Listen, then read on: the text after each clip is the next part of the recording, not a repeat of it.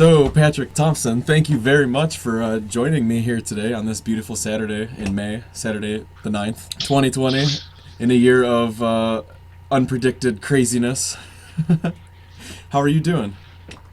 I'm doing good. How are you? Doing well. I'm happy to have you on and catch you here amidst all this madness and get your take on what's going on in the blockchain industry and cryptocurrency and talk about your background here a little bit. And I'm excited for all this. I'm excited too. I'm happy to be here. I'm happy to give my take. So let's see where it takes us. All right. Thank you very much. So let's go ahead and jump right in. Can we start with a little bit about your background story? What you were doing before you heard of cryptocurrency and blockchain, and how you got introduced to that, and like how you kind of planted your foot. Sure. Yeah, so I remember the first time I heard of cryptocurrency, it was Bitcoin, and it was because there was a kid in the town that I was living in New Jersey, and he had a Facebook post, something that he was like somehow I think he was like playing Team Fortress 2 and mining Bitcoin at the same time. But those two events went together somehow. And then that was the first time I heard it, and I was just like, well, what is he talking about? What is Bitcoin? And then from there, I Google searched it. Bitcoin comes up. This is in 2013, so this is pretty early. So I found that, and then was just keeping an eye on the price from there. And then it takes you through all sorts of paths. Then you're on Reddit reading about what people are using it for. Okay, But from interesting. there, I'm just keeping my eye on it. And then 2 years later, I happened to be at like an event in Philadelphia, and there was the editor in chief of like a local culture blog magazine. And I was really interested in writing at the time. So I'm like, hey, like I'd like to write a story for you guys. And the first story I wrote for them, this was in 2015. It was called "Whatever Happened to Bitcoin? Nothing Good." And then so I was always keeping my eye on it. It was always something I was interested That's in. awesome. And then at that point, like Ethereum was out. Then I was just keeping an eye on the Ethereum price. Were you In writing about other 2015, things at this time? not so much. I mean, I was always interested in writing, but like I didn't have this like vast portfolio. Okay, I gotcha. Yeah. So this is how you started getting into it, right then and there. Yeah, pretty much. Then I was always just keeping my eye on the price of Bitcoin, the price of Ethereum, and then I think, and then when yeah, so I was doing writing for publications. Then it got to the point where I was looking to write for a crypto publication, and they would pay me in crypto, and that's like the first time I had my hands on cryptocurrency.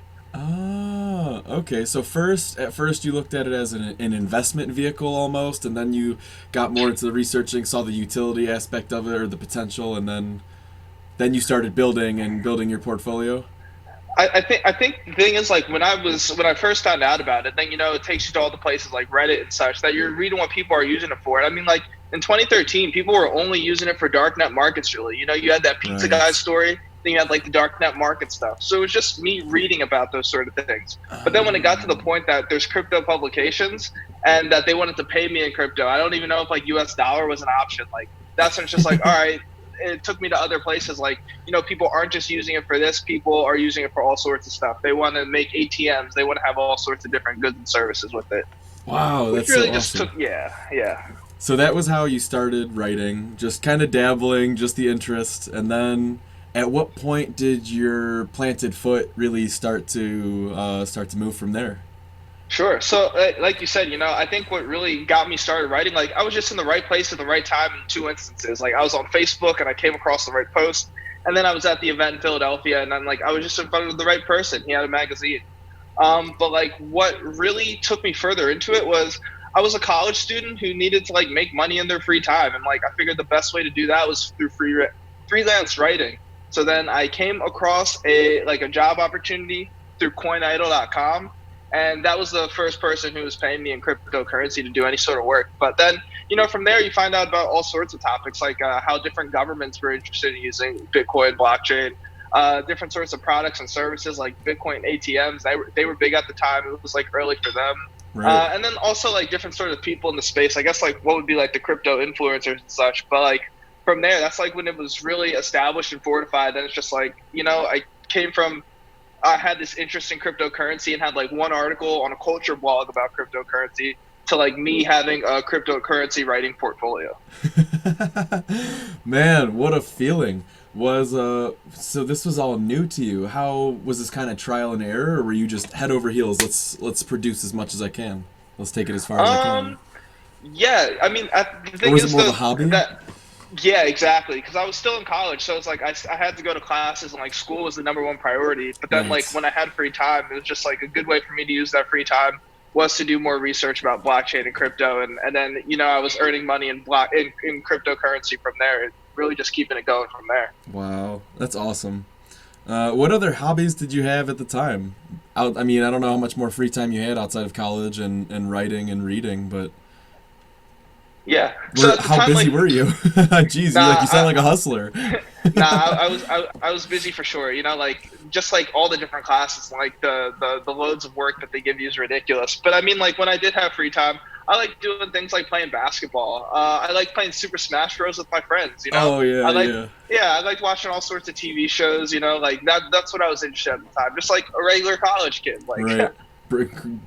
Cruising Facebook and you see a post about, oh, what's this? And then, oh, okay, okay. Man, I think I had that post saved. I mean, like we can. Let's see if I can bring it up. But like, that would be fantastic. oh yeah, I do have it saved. It's on my computer. It's called First Bitcoin Exposure, November 2013. The post says, so I have, the post says, so I have like 0.04 Bitcoin left in my wallet. With the exchange rate these days, that 4 bit cents is worth like $40. I think I'll throw a party. And yeah. And you were like, what is this? Exactly. I was just like, what is he talking Wow. about? We were in 8th grade. No, were we in 8th grade? 2013. No, I was not in 8th grade in 2013. That was like a junior year of high school. That was junior year of high school. Wow, that's crazy. And I think at what, 0.04 Bitcoin at today's price is about $400, something around there, maybe just shy. Maybe. Definitely more than 40, though. Definitely more than, whatever he was saying Wow. at the time. Crazy the way life works, huh? Yeah. So, how did all of this grow into your current role in the industry? And in that, what ways are you engaged today? Yeah, that's a good question. So, like, I had the crypto writing portfolio. I had done work for CoinIdol. From CoinIdol, I moved over to Cointelegraph. And now it's like my senior year of college. And I studied financial economics and philosophy. And I was also interested in law. Like, I was studying for the LSATs. I took the LSATs. And I was applying for law school. Like, I'm going to go to law school. But then, like, when I really sat back and thought about it, I'm like, hey, doing cryptocurrency related stuff, like, that doesn't even feel like work. I just enjoy doing it so much that, like, I'm established. I have, like, these connections to these publications. I'm sure they wouldn't mind if I kept doing work for them. I'm like, I think it'd be more fruitful, like if I didn't go to law school and take on like $150,000 in debt and just like kept doing my thing and like really building out the writing, I knew it could be more fruitful. I Right. knew like in terms of income, I knew I could make more doing the writing thing and building that out than I could taking on $150,000 of debt, paying back that debt, and then the lawyer salary, whatever. I Right, knew it could be right. more fruitful if I just kept at it. Yeah, and Um, one of the beautiful things of creating yeah, content like that is you get residual income. That content never yeah, dies. Like you make right. that, you're always making money off that, and you just have to build and build and build. Like that's a beautiful thing. Not to mention you So can always go back to law school. exactly, school's not going anywhere. so, so I graduated. No, so this was still senior year, and at the time, like 2017, 2018, that's when people really had the interest in cryptocurrency. Yeah. So it was more than me doing work for Cointelegraph. It was now like crypto marketing companies were reaching out to me like, hey, can you take on these accounts for us and like create for these clients of ours? So by the time I graduated, like I had 2 clients already, like I was doing work for Cointelegraph and I was doing work for one other cryptocurrency marketing agency who would send me like a certain amount of articles to write each day. And like, I mean, the money wasn't crazy at the time, but like, I think that was just like a sneak peek. Like, there is a demand for this. This is something I'm doing. And at the point, like, it's not like there was a ton of crypto writers. Like, it's still pretty niche and people needed that service. So Sure. from there, that's when like it really took off. And I'm like, I'm really going to make the most of it. But now today, in terms of like my involvement, Mhm. I am the associate editor of CoinGeek in America. They're based in the Philippines, and I'm pretty sure they have an office in London as well. That's where Enchain stuff is. Beautiful. And I'm also the editor over at Unbankd. Unbanked's a great newsletter where it's like all sorts of I love blockchain, him. I love Unbanked. cryptocurrency, and finance-related news. And we have over 14,000 readers, and really just giving people the best information possible so they can make educated decisions about all sorts of markets. Wow. Man, you must be a busy, busy guy juggling all these things. That's so awesome. And through all of this, you have no doubt built a unique perspective into the industry through your networking, through the time you spent, the ups, the downs, the financial losses, and the financial gains. That's awesome. Not a lot of people have a perspective like yours, and that's kind of what I want to peer into here with this episode of Building on Blockchain. Over this period of time, how would you say the industry and the landscape has changed? And as a part two, how do you expect it to change in the future? But how many writers were there then compared to today? Like, what have you seen from your shoes? Yeah, that's a good question. Like when things started with CoinIdol, the stories were very like, this government is interested in like running a blockchain pilot. I remember at the time, like a story that I wrote for CoinIdol that I really liked. It was about like one of the very first portable crypto ATMs. I thought that was a cool thing. Like people really weren't doing too many things like that at the time. Holy But cow. at CoinIdol, we were pretty much like getting other industry experts insight on blockchain and crypto and where they thought it was heading. Maybe there were government stories. But from there, so that was like very early on. That's like 2016. And then making the jump to Cointelegraph in 2017, that's when the stories started to become like more general knowledge about the space. It was just like all sorts of things. Like that's when like the Lightning Network, when people were first talking about it. So like Okay. there was demand for education around things that people didn't know. A Gotcha. good story that I have from there was just like diversifying a cryptocurrency portfolio. Just like things like what your returns would be and like how you can mitigate risk by adding these more digital assets to your portfolio. I'm pretty sure I have a story about the halving over there as well, where it's just like that was like the first time where people are hearing things like that and just educating them on that. All sorts of things like upgrades in the Ethereum network and like soft forks. So it was the hard fork. It was a hard fork story. Yeah, where it was like the SegWit story. Like those were like big current events happening, and also like general education where people they have their eyes on Bitcoin, but like maybe they have their eyes on the price. Like they didn't know what was happening under the hood. That's what we were doing at Cointelegraph. Now, like these days at CoinGeek now, what I think the real interest is, and this also plays into part two of the question, what you'll see in the future is like companies who are actually creating value on the blockchain and like introducing value into the world. I used to be a big Ethereum supporter, but something like I realized with Ethereum is like, sure, they have a ton of smart developers, but like people aren't using the things they create. On Ethereum, I see people using DeFi lending services. I'd say that's the most popular like DApp being used, but like, that's not really an application itself. Like that's just like people are just making more money. It's not introducing value. Right. So like today, where I'd say where we are and where I think the future is going is you'll see like companies who have services and platforms that somehow integrate blockchain technology into the business service or platform, and how they're using that to create more value in the world or like solve a problem that exists. Okay, so you think the next step more or less is like integrating these types of crypto services into businesses and websites that are already in use today. The thing is, I don't even know if it'd be like websites that are already in use today, because when you look at a lot of the sites that are in use today, like you don't say to yourself, like, I have a problem with this site. Like there's nothing wrong with it. I think that some blockchains open the door to create all sorts of business models that actually weren't even possible before.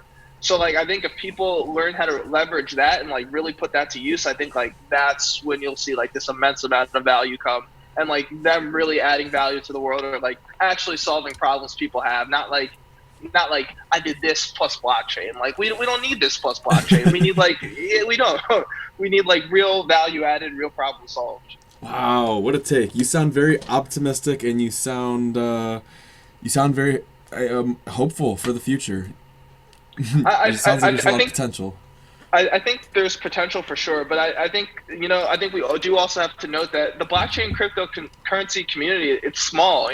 It's still relatively difficult to have conversations like that with our neighbors and like try to tell our neighbors like, yo, this is the value in this. This couldn't even exist before. They're gonna be like, what are you talking about? Why couldn't it exist before? So it's a slow roll in that Yeah. regard, you know, like bringing in these people who were completely unaware. But I think in terms of like making other people who are already familiar with cryptocurrency like aware of these things and like really trying to get them to see the value in it, it's becoming easier. And that like I think we're moving in the right direction. Yeah, yeah, I think so too. I think it's better there's worse alternatives. We I think we could all agree with that. But it's interesting you say that. That's kind of a mental bar I use to measure how much sense will this episode make to someone who has no idea what we're talking about. And I'll use my dad as a great example. If I if I watch this episode with my dad, is he gonna have what questions will he have? Will he have any idea what we're Right. talking about, etc. And it's an interesting hurdle to jump over. And in a sense, that's one of the things that building on blockchain is all about, and that's one of the things that you do on a day-to-day basis, as you are building on blockchain by creating this content, the how-tos, the guides, the terminology, the vocab. It's awesome, and it's so much fun to watch. It's very exciting. But real quick, I want to jump back to the potential. We talk about this next step and what it might look like. I know it's a huge conversation, but if you could summarize what you think the potential of these decentralized cryptocurrencies, the cyber cash, like what kind of potential does it actually have, in your words? Yeah, I think that even ties back to what I said previously a little bit in terms of like, these things that maybe they were possible before, but I think we're going to see some things that were never possible before come to fruition. Like an example I can give of that is like, in the Bitcoin communities, what you see people argue, some arguments that are around at the moment is that there's no longer a need for venture capital. You could do something like an initial revenue share where it's just like, hey, if from day one you're profitable and you raise your money in cryptocurrency and you're really doing good work to add value to whatever blockchain it was built on, that should increase the value of the underlying blockchain, should increase the value of your investment. And then like you didn't need venture capital, like you created that value yourself. And from the initial investment that you got in cryptocurrency, maybe you 5x'd it, maybe you 10x'd it, but it's not like you accepted some VC's money and then you had to give up 35% of your business. Then they had to make all these changes. But Right. I think that's something that cryptocurrency has made possible that you didn't see before.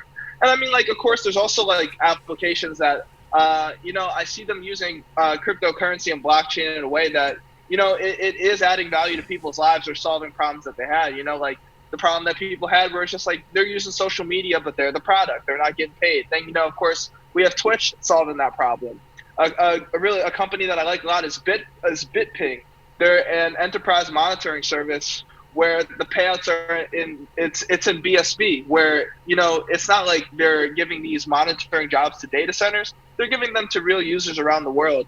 And I saw something today that they just passed over like 10 million jobs, given over 10 million assignments to monitor this website. But it's just something that like it's a service that needs to be done, that they're able to give to people around the world because through this distributed technology, as long as you run a node. And the kickbacks are there for the user. It's not like they're getting extorted anymore. It's not like your data is being read and sold in the background. It's that you're getting the value 100% directly to yourself.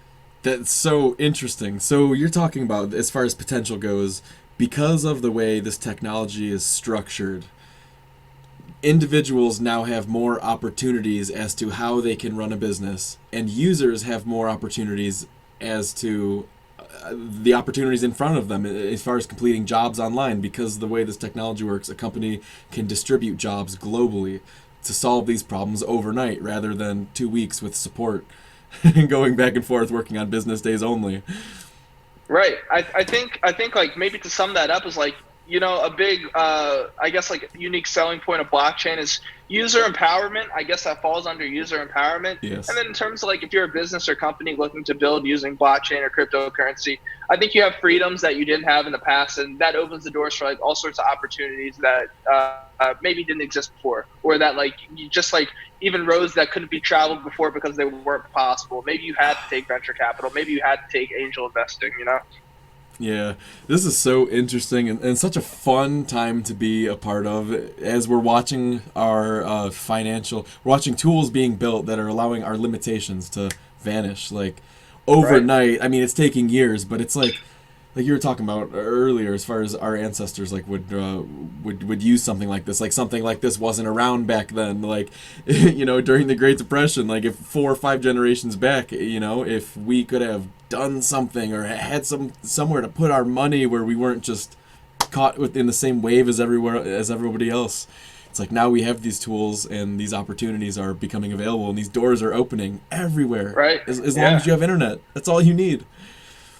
But that alone is its own beast and a different topic.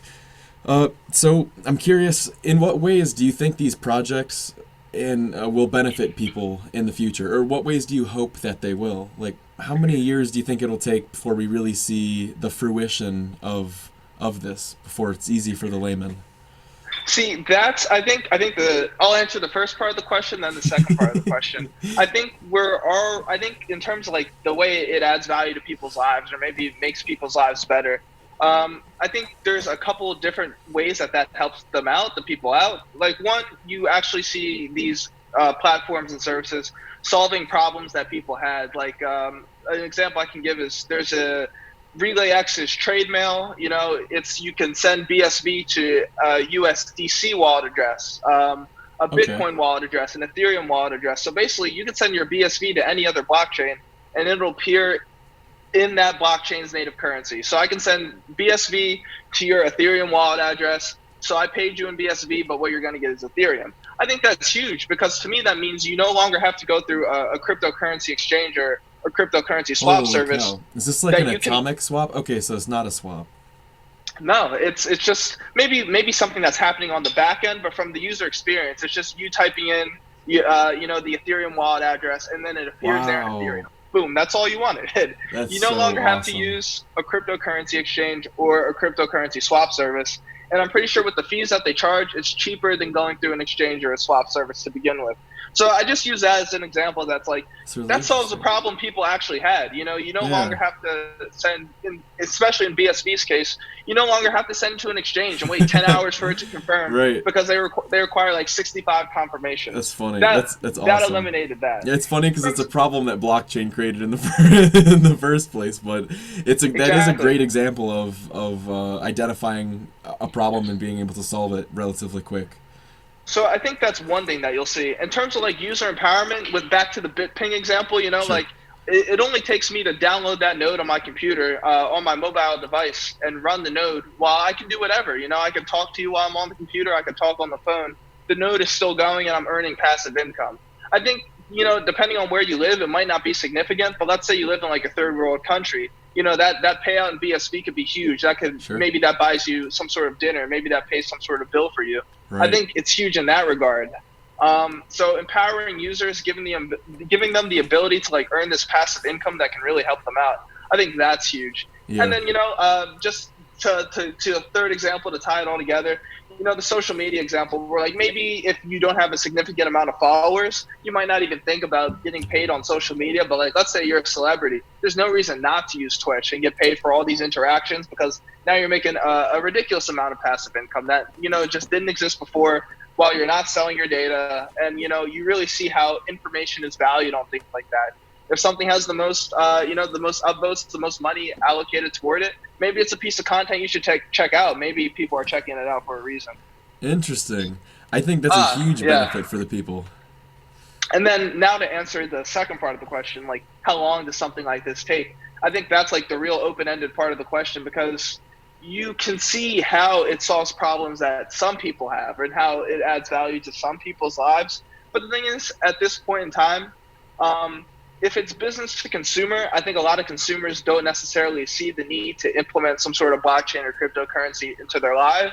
So I think maybe before you see a big mass adoption by Main Street investors or retail investors, that if something major can happen on the enterprise level, where there really is a significant amount of cost savings, where implementing this technology really does make one of their business processes better. I know it's huge for things like supply chain, and that they actually do use the blockchain over there. I think you're more likely to see a big adoption like that, unless somebody makes, the quote unquote killer app that's been coming forever, where, that's what really sparks mass adoption.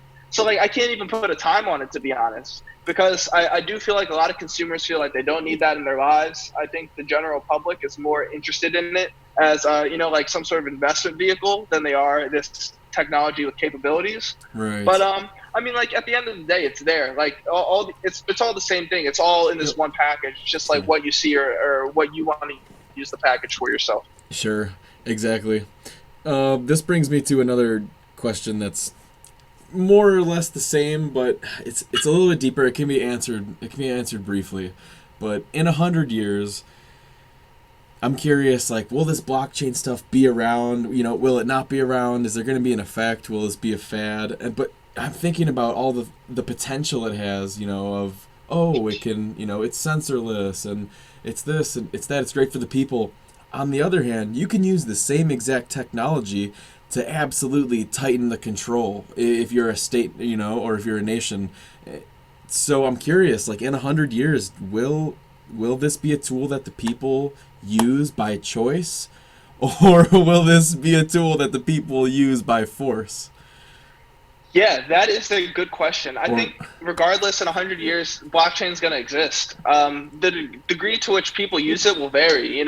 Maybe some people are using the blockchain to like store photos of their family on there. So like that, it's on this immutable ledger where, they send their family, they just pass down this hash through generations in their family. And then like, as long as you pull up that hash, like maybe you have this family photo from 2020 when you're living in the year 3020, like, I think that's one way it can be used, and I think like that might show why it persist into the future. Like I know people are using it that way. You could write books on there and save it forever.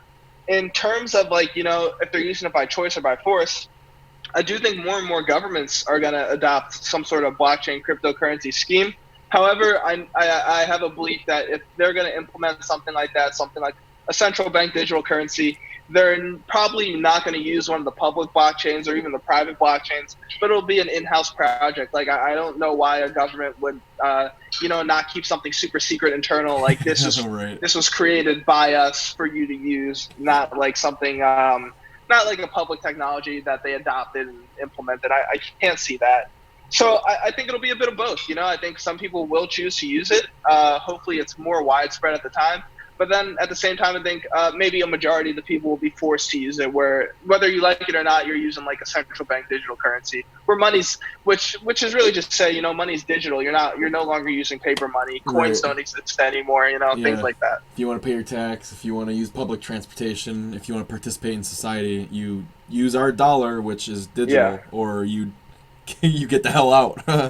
Yep. And that's that's what makes me curious. It's an interesting time we're living in, and more so other than like the 2020 and 2019. It's like looking at this month to month, what's going on with coronavirus, and more importantly, the response to it and how it's changed and how it's different around the world. It's leading to a lot of different blockchain use cases that are being discussed in different governments as potential problem solvers to this technology. And it makes me wonder, will this stuff be around in 100 years? Will we have a choice? It's a good question, I think. It's something to ask ourselves before, we jump down this road that we can't turn around on. That's for sure. I want to get back to your work and what you do. Thank you so much for sharing some of your opinions on this tech and what it's doing. And it's very important for me to get a grip on that. But run me down through an average day of your work. You're a busy guy. You just talked about all of the different things that you got your hands in. What's it like from when you get up to when you go to bed? What do you got going on? Yeah, so I mean, like, becoming the associate editor over at CoinGeek for America, that's a recent thing. That began in May, and I'm really happy to be there, and I love the work I'm doing there. That's awesome. Congratulations. Thanks. And I think to get a better understanding of like what the day-to-day is like, what I was doing before, where a majority of my time was being allocated, I was working with a marketing company in San Francisco, and they did have cryptocurrency clients. But like an average day in the life over there, before I transitioned to like what it's like today, was like, wake up in the morning. I like to get up at like 7:30. I'm at the computer by 9. And once I'm on the computer, it's like there were outlines that needed to be created, regarding the different accounts that you have that get passed on to other writers, and they'll write the stories. a lot of editing. I was doing the editing over there. So, I wrote the outline. I might not necessarily write the story myself unless I want to. So, so the writer would take that, they'd create the story, I'd edit the story, we keep it going from there. A lot of social media management where for the clients we had, the accounts that we had, I would be drafting up all the things that would go on their Twitter, their Instagram. I don't like Instagram that much. Their Twitter, their Facebook, their LinkedIn, their Telegram, and then just sending those messages out for approval. Now, that was until May 1st, pretty much. Now at CoinGeek, a day in the life so far, it's only been like 2 weeks, but still. Wake up, I look for trending news stories. I try to see whether that means I'm on Reddit, whether that means I'm on Twitter, looking to see what people who are interested in blockchain and cryptocurrency, or maybe greater economic or market events, are talking about. And then from there, I determine is this news and why is this news? And then once that's been figured out, it's me writing stories all day now. I do a lot of writing, which I prefer to do, especially since this is writing that I want to do. It's about blockchain and cryptocurrency related things. Right. It's not like nothing's outside of my scope. With the marketing company in San Francisco, sure, they had blockchain crypto clients, but they also had other clients. So sometimes it was cool to do a blockchain crypto related thing, but even if it's not a project that you believe in, if it's not a project that you believe in or not something you can put your weight behind, it's not really something you're invested in. Now it's all the work that I'm doing is work that I'm invested in. It's these companies that I really care about, this blockchain that I really care about, seeing what's happening in the news, seeing why that story is relevant, and putting it out there. So writing at least 4 stories a day. And at CoinGeek, I also do some editing at the moment. So, other writers are writing their articles for CoinGeek.com. And they're being sent to me, and then I'm editing it, making suggestions, things along the lines of that. Man. So basically, the day-to-day now, still waking up at 7:30, but the majority of my day is me writing stories and me editing stories. And researching a lot more.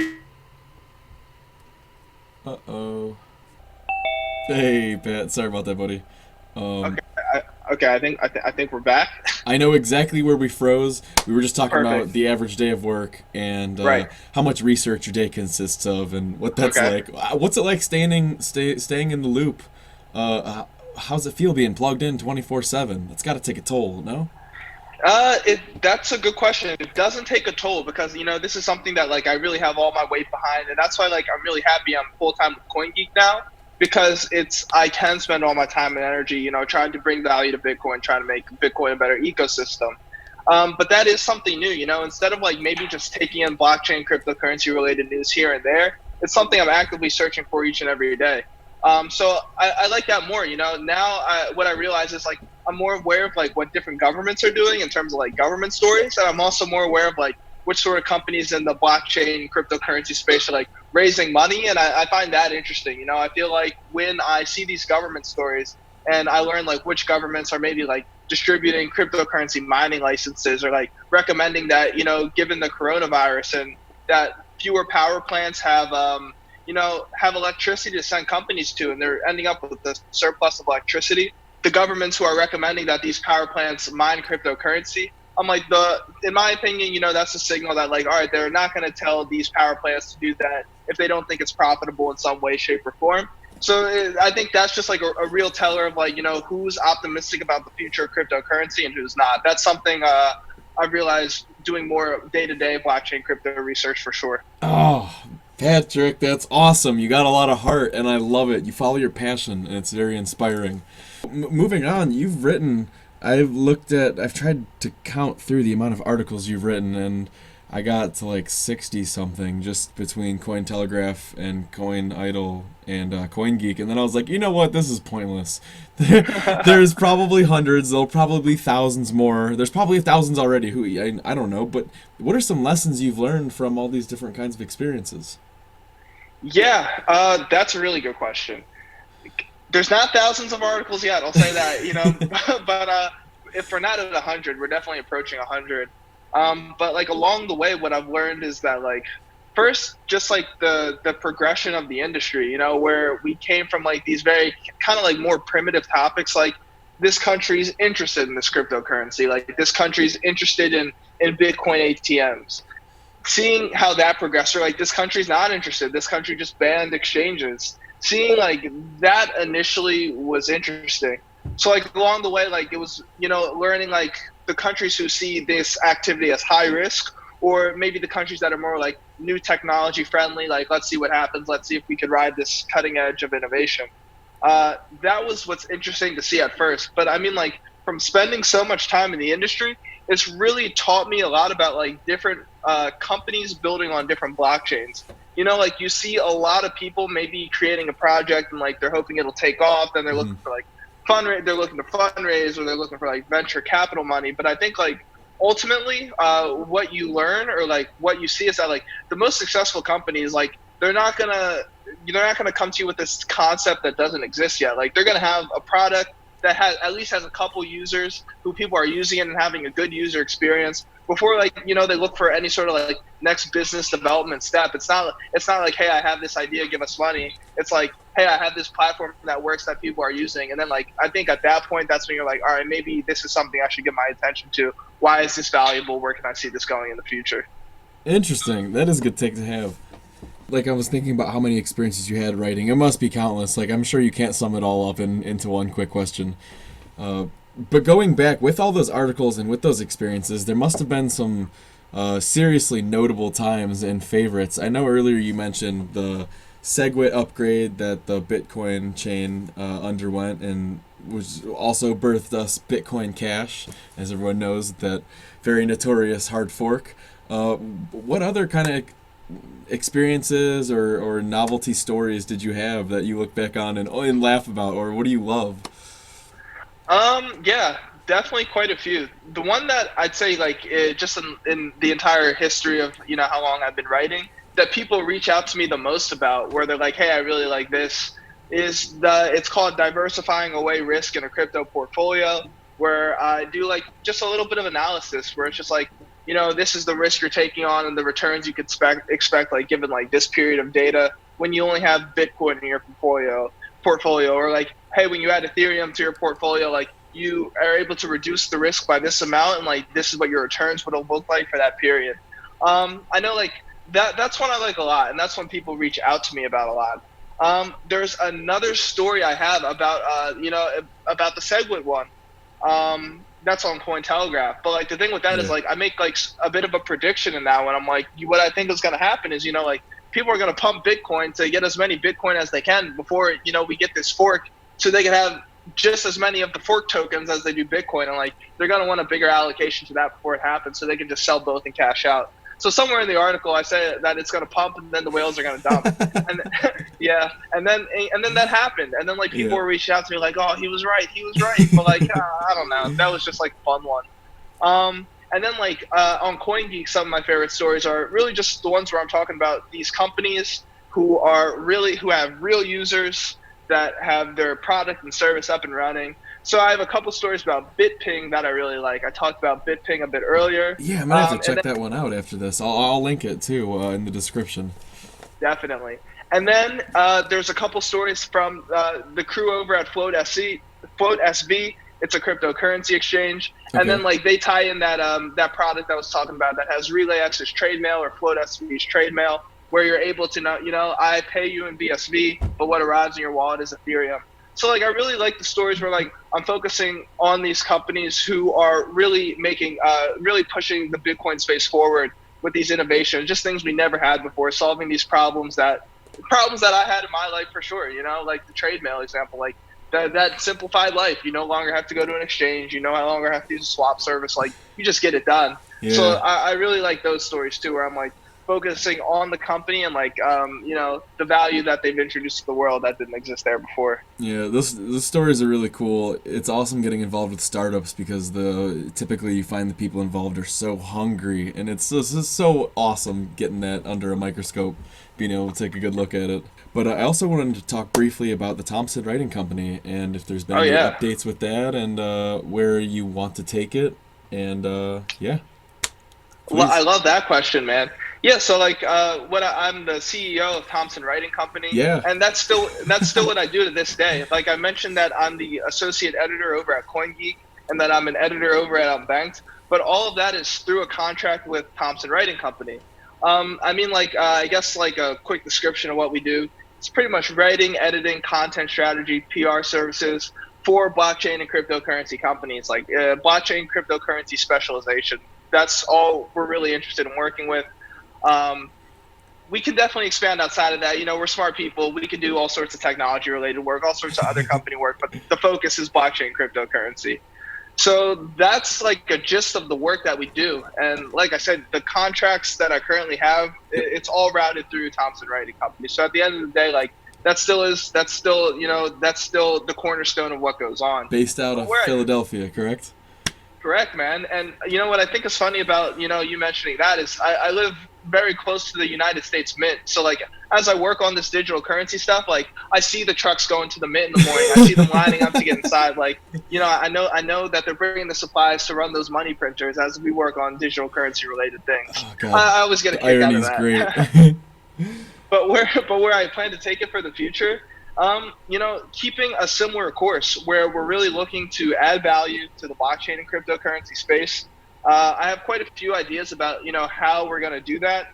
And I mean, I don't want to reveal too much, but I think like the gist of it is, I think information is invaluable. I think the better your information can be and the faster you can deliver it to people, I think there's a ton of value in that. So at the point that I see a lot of blockchain and cryptocurrencies companies at the moment is that they have these great products and services, but maybe they need more user traction, or maybe they just need, the right push from either like some sort of investor to really get things going. So in the future, there's definitely a product like that in the works coming from Thompson Writing Company to, really bring value to the space like that. Like an information product, like we want the best information getting to you at the fastest rate possible.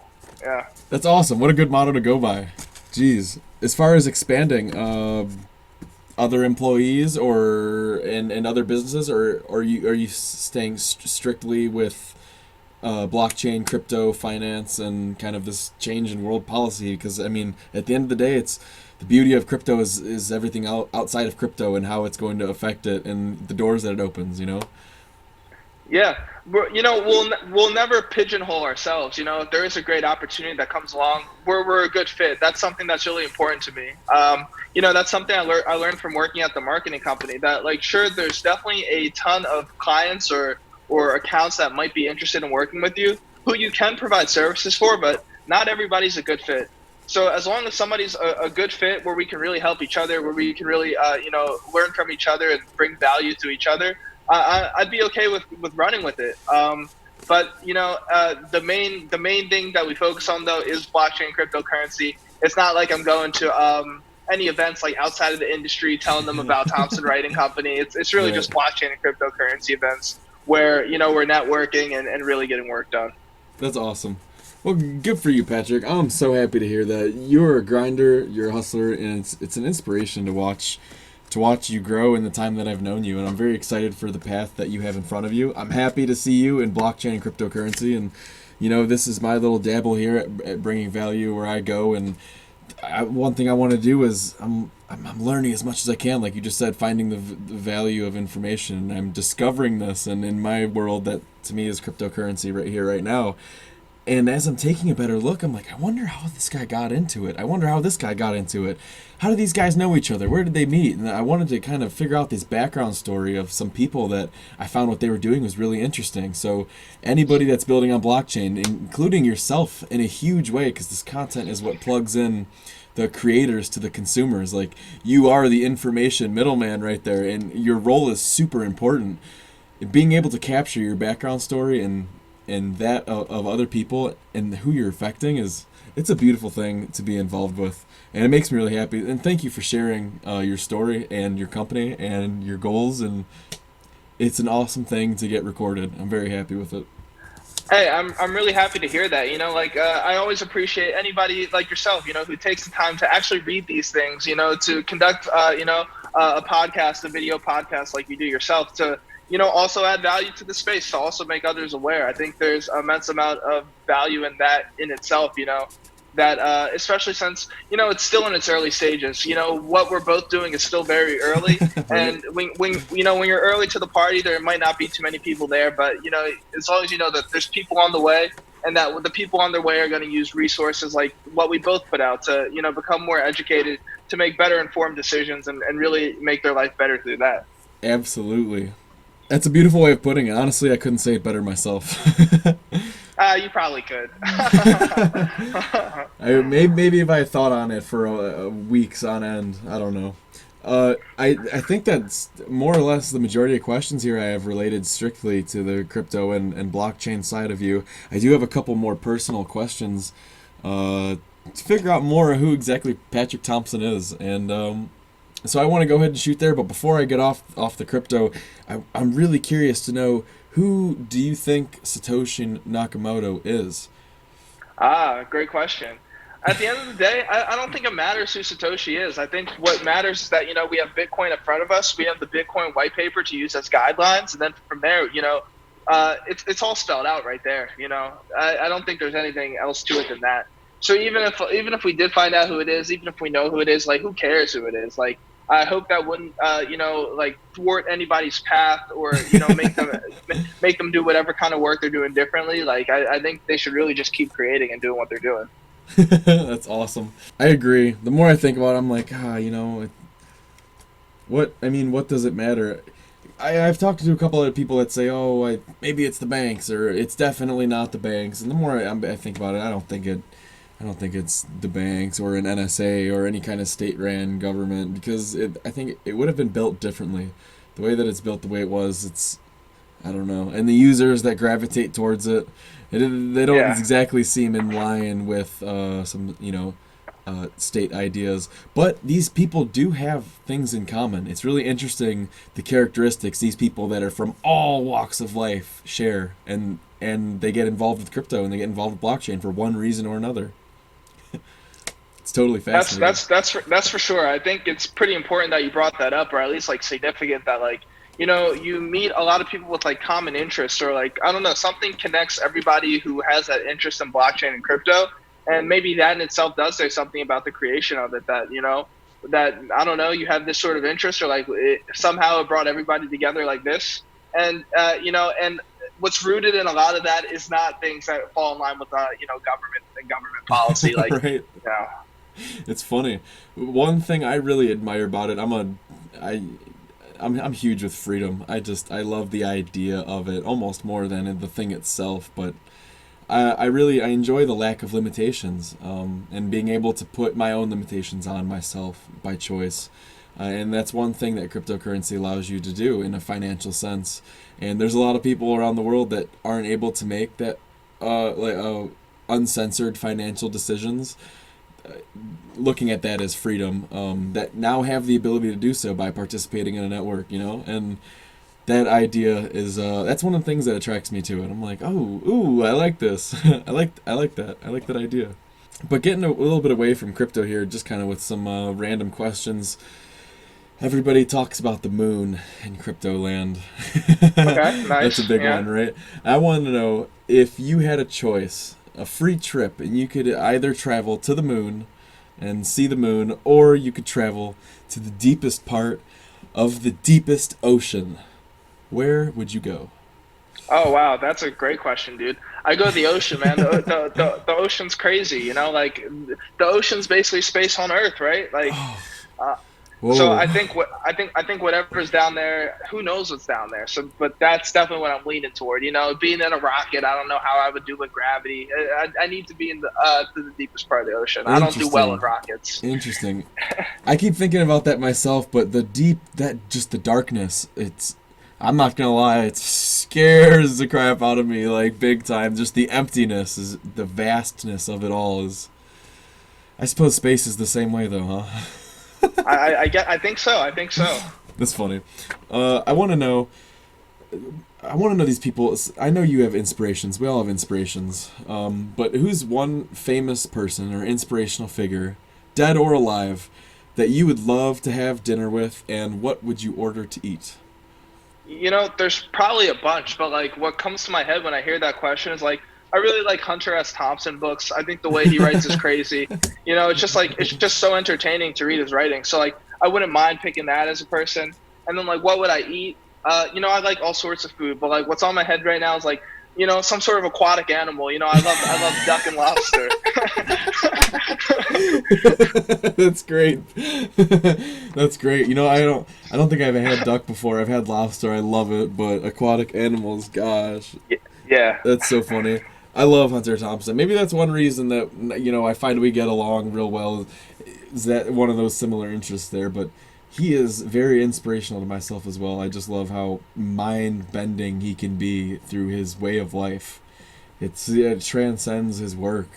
Definitely. Like he was in crazy places doing crazy things, but also telling the story in like a really good way, or at least a really entertaining way. And like, I don't know, I like that a lot, and I like a lot of his books. So. His timing was impeccable. Me too. I've read almost everything he's ever written. Actually, here, as a matter of fact, while we're on the subject, I got some Hunter Thompson here hanging in my room. I got some friends of mine have given me some gifts for Wonderful. A little Fear and Loathing here.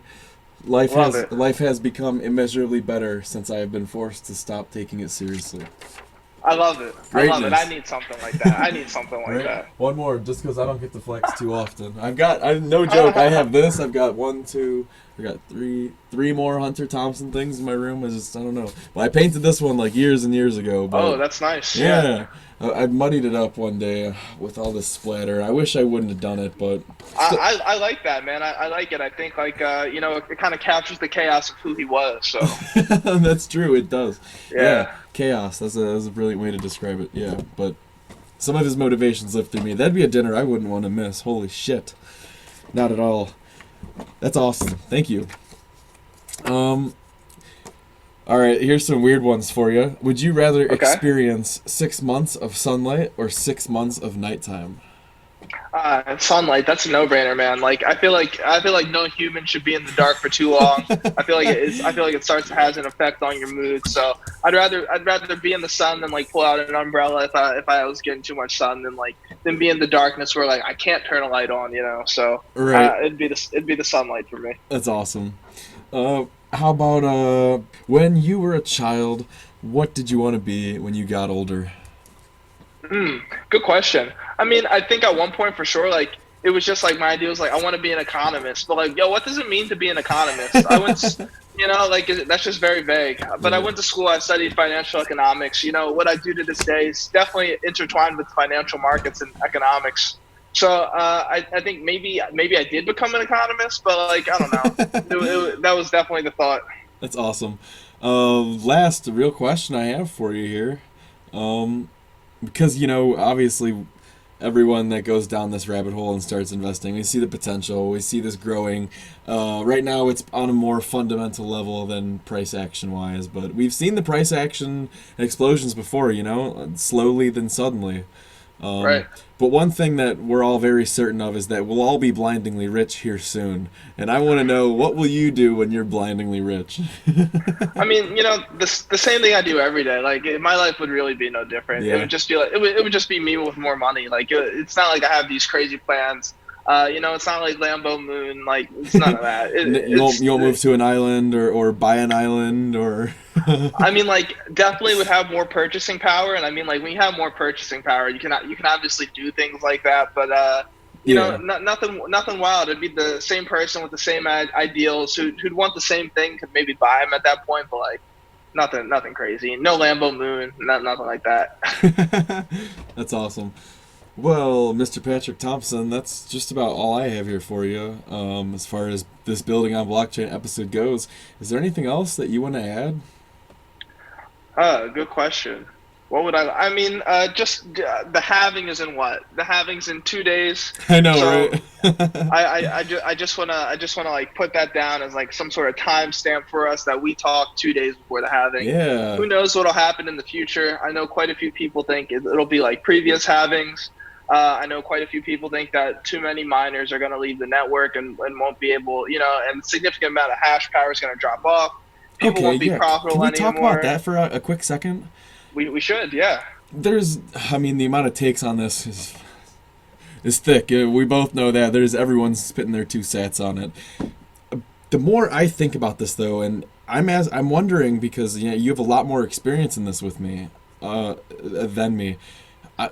to me, this is what makes sense, is that after the halving, a lot of people talk about, oh, the smaller miners aren't incentivized to stay on that chain, right? To me, it's like, won't they gravitate towards somewhere where they can make the second closest place to making the most amount of money? Like, won't they just go to an altcoin chain?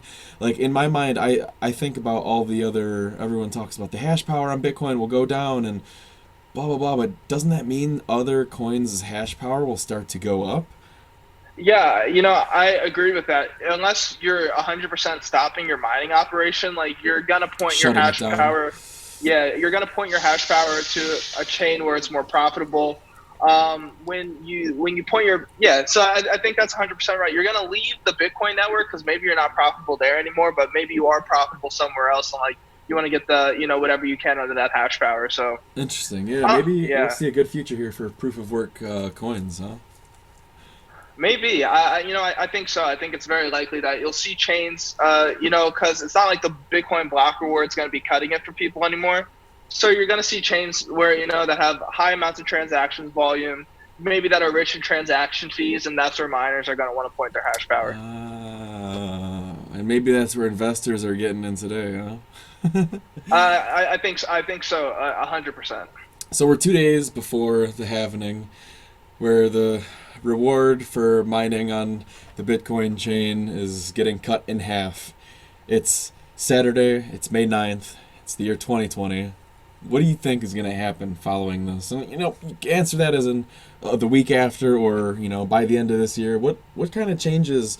I'm kind of talking price action, I'm kind of not. You answer this how you will, but what kind of changes do you think we'll see here? I think it's kind of overrated at this point. I'm seeing way more hype than I ever expected, especially compared to the last two happenings. But Yeah, all I can say in that regard is that I think what we'll see in the 48 hours we have till it happens is maybe an increase in hash power where people really are trying to get that last 12.5 Bitcoin block reward before it gets cut down to 6.25. I see. But that's all I can say. Like I think that'll happen for sure. But like, what do you who think will knows happen? What do you think will happen afterwards, though? Like, do you think this will affect the price, or? There's definitely going to be some sort of impact on price, but I think that should be a surprise for both of us. Who knows what'll happen? Right? I know. I keep making predictions in my own head, but I talk myself out of it, and then I talk myself right back in it. I go in circles. But what is certain is outside of crypto and outside of Bitcoin, and there are we are in unprecedented times where there are more global uncertainties at play, and things are more unnormal financially speaking than ever before. So I think without a doubt it makes it the most interesting happening from that perspective. But I'm excited to see. I agree with that. It's going to be exciting to see what happens. Given like the black swan events, that there's coronavirus, where people just like aren't sure exactly what's happening in markets. It's just going to be really interesting to see how this plays out. I look forward to it. It's exciting. It makes each day a little more entertaining. We'll see what happens. Yeah.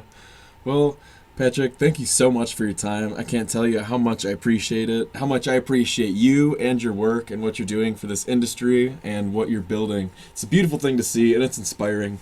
And I know it's going to be inspiring to way more people the farther that we go, down this rabbit hole here together. So thank you very much for coming on and sharing your ideas and your thoughts here and your experiences with me and with everybody who watches this. And so thank you very much. I appreciate it big time. No problem, man. Thank you so much for having me, Riley. I really appreciate it. Absolutely. We will talk soon, buddy. Sounds good. Take care, man. You too. Bye.